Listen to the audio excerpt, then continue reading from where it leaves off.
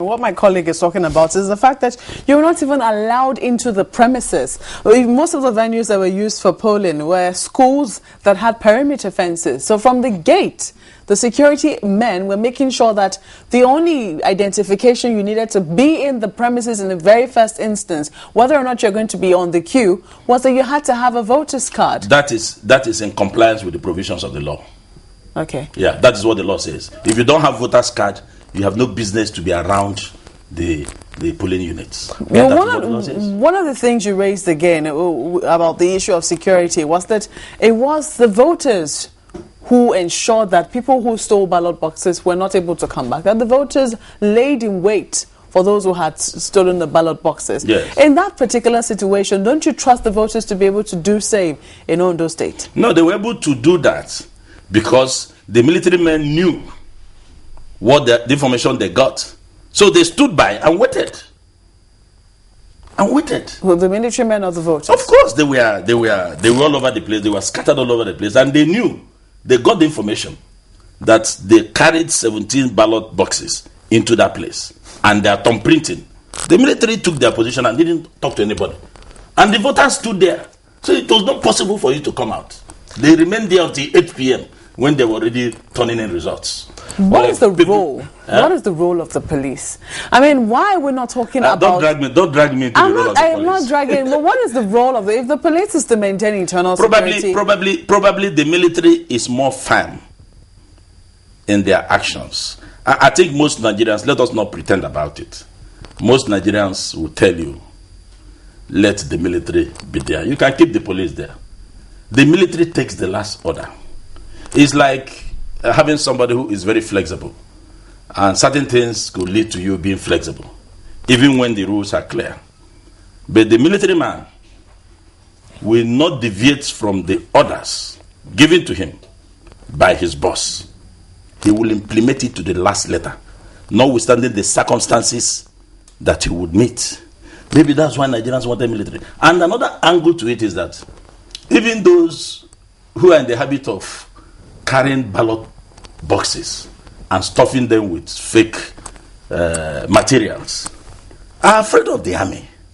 They will not fear the police. The reasons, I don't know. If you have 100 policemen here, you will carry the box and pass.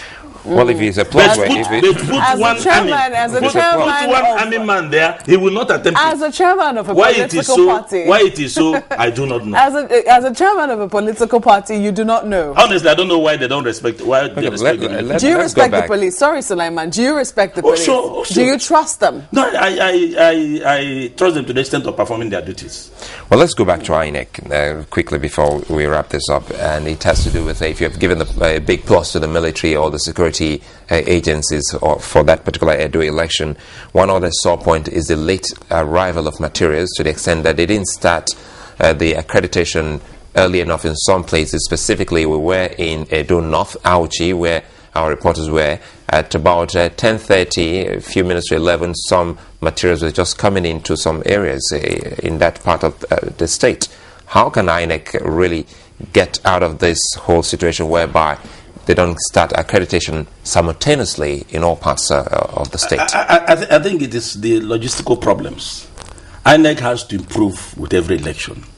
The issue of movement of materials is in some other countries. The materials get to their destination some days before election. You can't do that in Nigeria because of our mindset. We know, even in Ghana, they don't move those things their month. The materials will get to the polling units 2-3 days before election, and they are safe.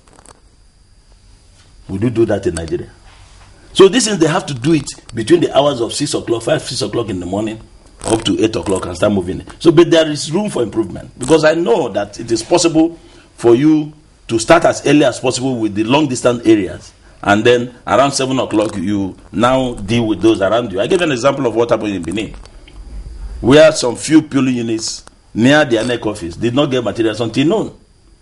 And we have to be bombarding the INEC office from wherever we were. Should INEC be sending people, maybe resident electoral commissioners or officers, who are more conversant with that area, with the geopolitical zones, instead of bringing people who don't know if it's a riverine area so that you know to get a life jacket, you know to set your boats ready, and you know some of those areas that you be having difficulties reaching.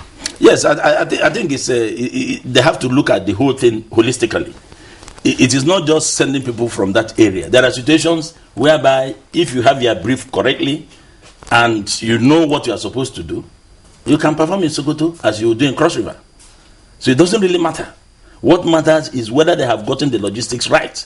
And INEC, I would say, I will give them a pass mark, but that is not to say that we didn't have problems. We have serious problems at the beginning of the elections.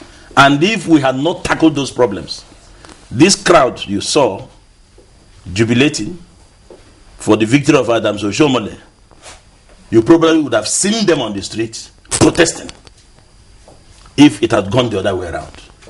So all I would say is to call on other participants in the election to join hands with the governor to build to strengthen what he has started. Are we seeing the end of politics with bitterness? Because we see congratulatory messages from the presidency, from different party members, even those who are not members of the Action Congress, all congratulating the governor of Edo State.